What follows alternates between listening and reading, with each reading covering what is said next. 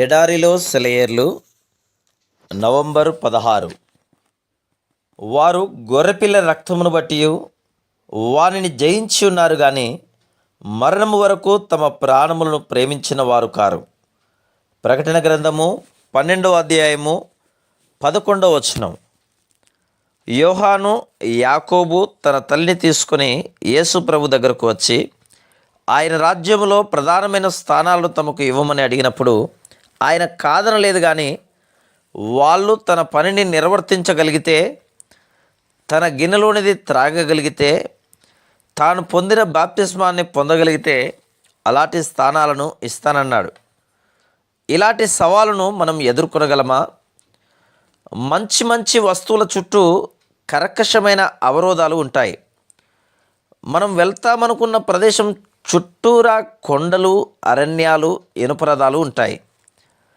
పట్టాభిషేకం పొందాలంటే ఆపదలను ఎదిరించి నెగ్గాలి. విజయ ద్వారాలకు గులాబీ పూలు, సిల్క్ ద్వారాలు, తోరణాలు, అలంకారాలు కావు. రక్తపు మరకలు, గాయపు మచ్చలే విజయ చిహ్నాలు. నువ్విప్పుడు ఎదుర్కొంటున్న శ్రమలన్నీ నీ కిరీటాన్ని నువ్వు గెలుచుకోవడానికి నీ దేవుడు నీకు అనుగ్రహించిన సాధనాలే.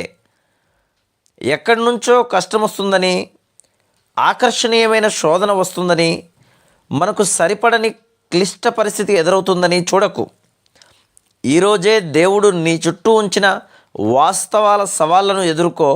ఈ గంటలో, ఈ వారంలో, ఈ నెలలో నీకున్న సమస్యల సాలెగూడులోనే నీ కిరీటం చిక్కుకొని ఉంది. అతి కష్టమైన విషయాల గురించి ఈ లోకానికి ఏమీ తెలియదు. నీ అంతరంగపు లోతుల్లో యేసుకు తప్ప మరెవరికీ తెలియని, బయటకు నువ్వు ధైర్యంగా చెప్పలేని ఇబ్బంది ఒకటి ఉంది. ప్రాణాలు పెట్టడం కంటే దుర్భరమైనది నీలో ఉన్న ఆ ముళ్ళు. ప్రియ స్నేహితుడా, అందులోనే ఉంది నీ కిరీటం. ఆ శోధనను జయించి కిరీటాన్ని సంపాదించుకునేందుకు దేవుడు నీకు సహాయం చేస్తాడు. యుద్ధం ఎలా సాగుతుందనే ప్రశ్న లేదు, ఎంతసేపు జరుగుతుందనే భయం లేదు. చాలించుకోకు, పోరాడుతూనే ఉండు. రేపే నీ విజయగీతం వినిపిస్తుంది.